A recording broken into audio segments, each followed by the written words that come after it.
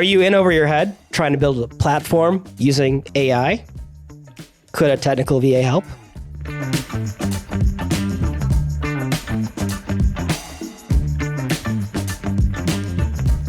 Good evening, James. Good evening.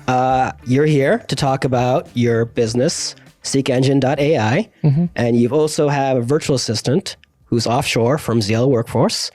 And before we get into the virtual assistant, can you give us a brief overview of your company and the problem it's trying to solve?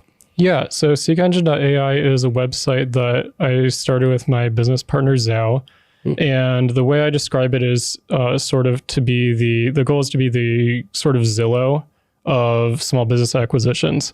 And so we're building a tool to help connect people who are looking to buy a business with all of the different places where they are listed, which is there is no central place for it right now. So that's what and it is also a sort of AI native tool where you have a lot of advanced AI algorithms. That's very cool. So I liked your analogy, the Zillow for acquiring companies. I didn't realize there was I guess in the past, normally you'd hire someone to look for companies, if you're looking for something specific. And so this is kind of maybe replacing that a little bit and giving some people other opportunities for that, I'm guessing.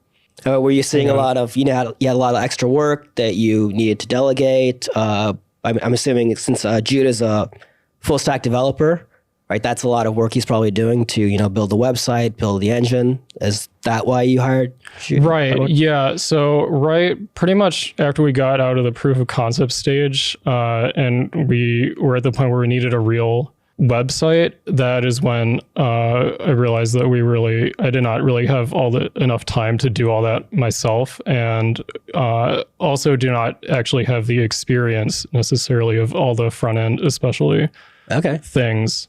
And so that's where we decided that we would really benefit from having some assistance. Yeah. Awesome. I'm assuming the front end means the website itself and where the user interacts. That's right. Yeah. Awesome. Yeah.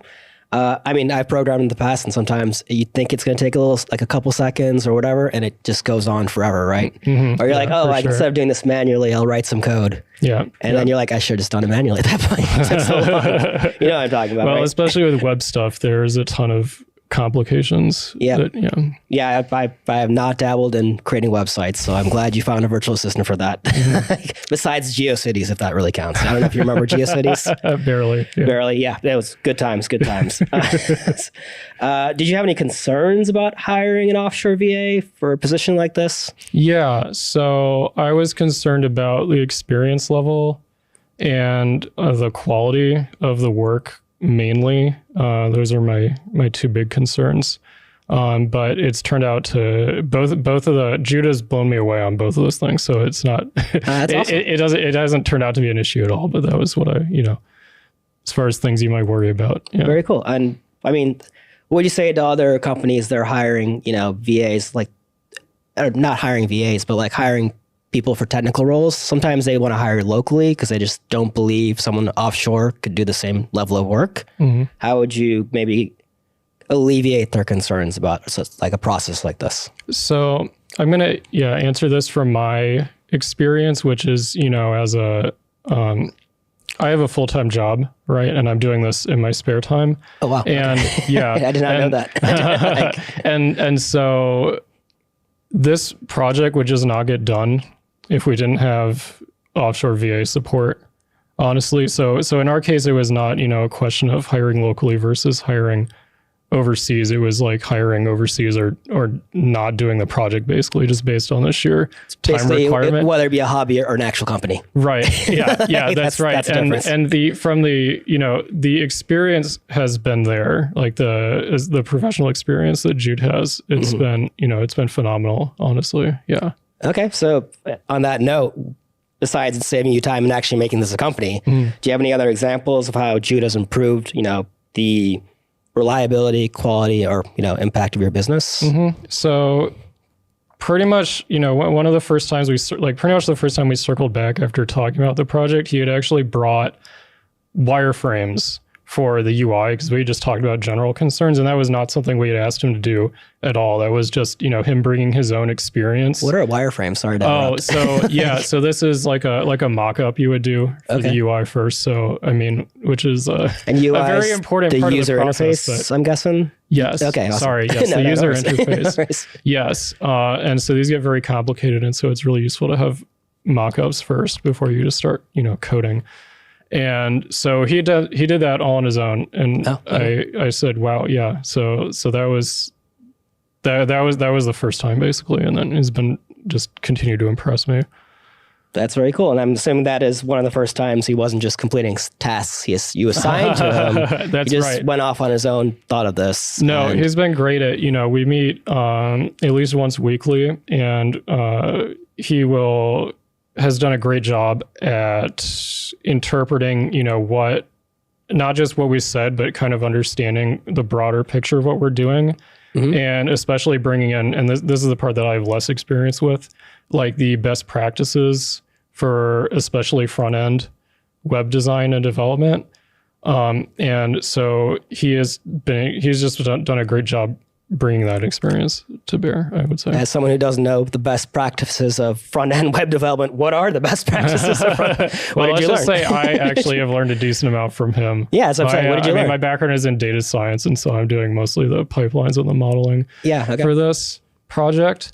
So he, first of all, this is kind of a basic thing, but he knew version control. Okay. So very important. He knew, he's got a good taste for design. Of course, I talk about the wireframing. Mm-hmm.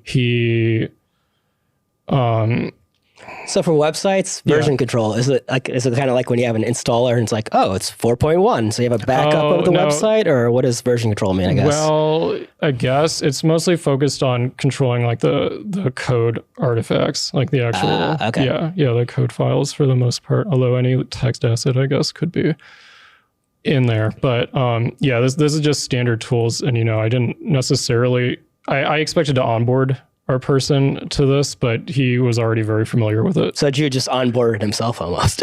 Basically, yeah. From an onboarding standpoint, we only really had to introduce him to what the aims of the project were, and I showed him the very simple website that I had created, and he just jumped in and did everything on his own. Yeah, and even with like technology suggestions, like for the front end. That is pretty cool. I would not have guessed that you're just like, hey, Go. No, he's been very independent, actually. It's been great. Yeah. Awesome. So like you are working with AI. What would you say to someone who says, why should I even hire a virtual assistant? Why can't I use AI to code instead? Okay. Yeah. So first of all, for software, AI is great.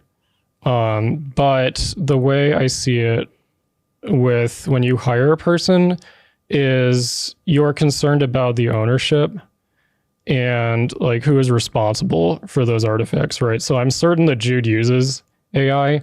Actually, I would be a little bit annoyed if he wasn't using it at all, because that's kind of the professional standard at this point. Mm-hmm. I mean, especially in the past few months. So I don't see that as being kind of fighting at all. I see it as, the AI tools are for doing the work and the person is for owning the work. Okay, that's owning the work. That's a cool way of saying it. So the AI is a tool, a programming tool, rather than you writing each line of the code, like, help me do this little portion of code. I mean, of course, I could use like the AI tools to do all this stuff myself, but that is still going to take my time, and it will take less time, but it's still... You have a job. Yes, that's right. You have another job. Yes. I have not actually programmed with AI yet, and I probably should start doing that if I want to be able to do anything. All right. That's good to know. Good to know.